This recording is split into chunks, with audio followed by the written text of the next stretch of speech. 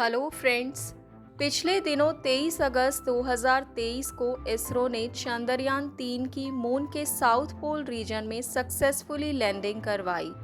इस लैंडिंग ने इसरो को दुनिया की बड़ी बड़ी स्पेस एजेंसीज की कतार में खड़ा कर दिया। बल्कि अब तो ये भी कहा जा रहा है कि इसरो इन सभी स्पेस एजेंसी से आगे निकलने की ताकत रखती है। मून मिशन सक्सेसफुली एग्जीक्यूट करने के बाद इसरो स्पेस में और भी नए नए मिशन भेजने के काम पर लगा हुआ है। इसरो का अगला टारगेट अब सूर्य है, जिसके लिए इसरो का आदित्य L1 मिशन 2 सितंबर को लॉन्च किया जाएगा। आइए हम आज आदित्य L1 मिशन के बारे में जानते हैं कि इस मिशन के दौरान किस तरह के एक्सपेरिमेंट सूर्य को लेकर किए जाएंगे और ये एक्सपेरिमेंट्स या फिर टेस्ट हम ह्यूमंस के लिए क्यों ज़रूरी हैं। आदित्य L1 को लाग्रांज 1 यानी कि L1 पॉइंट पर स्थापित किया जाएगा। ये पॉइंट हमारी पृथ्वी से 1.5 मिलियन किलोमीटर दूर है। अगर हम इस दूरी को पृथ्वी से सूर्य तक की दूरी से कंपेयर करें तो ये सिर्फ उसकी 1% है, क्योंकि पृथ्वी से सूर्य की दूरी लगभग 150 मिलियन किलोमीटर है। लेकिन Aditya L1 mission Chandrayaan 3 mission से 4 गुना ज़्यादा दूरी तय करेगा। ये मिशन इसरो के लिए बहुत इम्पॉर्टेंट मिशन है। आदित्य L1 को भी चंद्रयान 3 मिशन के मेथड से ही लॉन्च किया जाएगा, क्योंकि इस मेथड में पेलोड पृथ्वी के ऑर्बिट में घूमते घूमते स्पीड को इंक्रीज करता है, धीरे धीरे पृथ्वी से दूर जाता है। एक समय ये पृथ्वी के ऑर्बिट को छोड़कर आगे निकल जाता है। इससे फ्यूल की काफ़ी बचत हो जाती है। यही कारण है कि इसरो पूरी दुनिया में सबसे किफ़ायती मिशंस लॉन्च कर रहा है।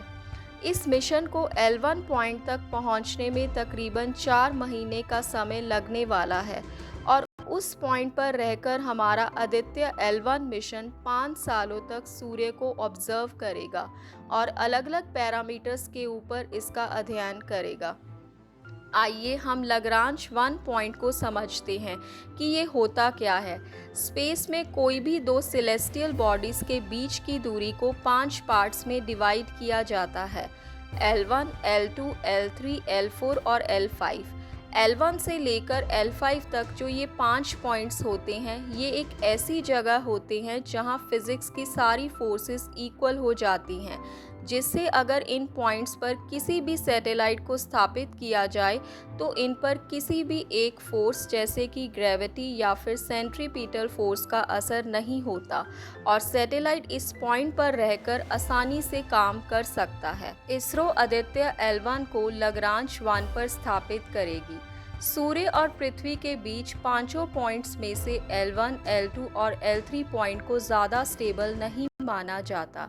इन पर कोई भी सैटेलाइट भेजने पर अगर आप थोड़ा सा भी आगे पीछे जाते हैं तो सैटेलाइट या तो सूर्य के काफ़ी करीब जा सकती है या फिर पृथ्वी के पास आ सकती है।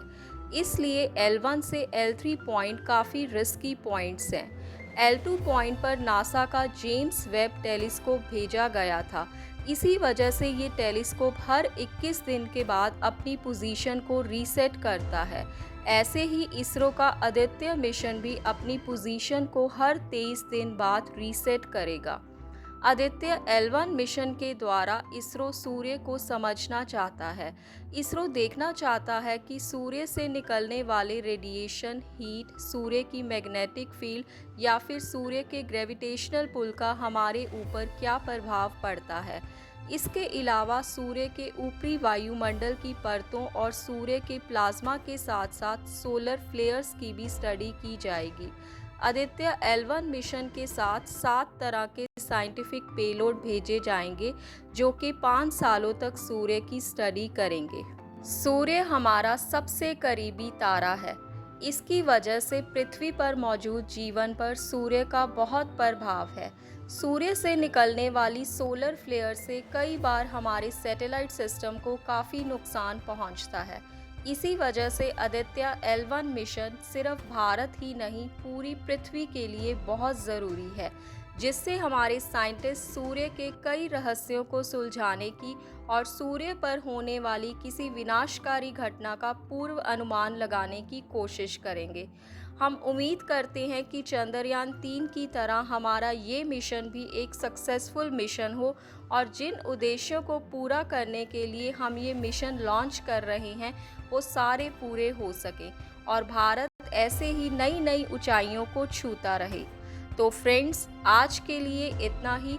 उम्मीद है आपको वीडियो अच्छी लगी होगी। वीडियो के बारे में कमेंट ज़रूर करें और ऐसी ही और वीडियोस देखने के लिए हमारे चैनल को सब्सक्राइब करना ना भूलें। Thank you.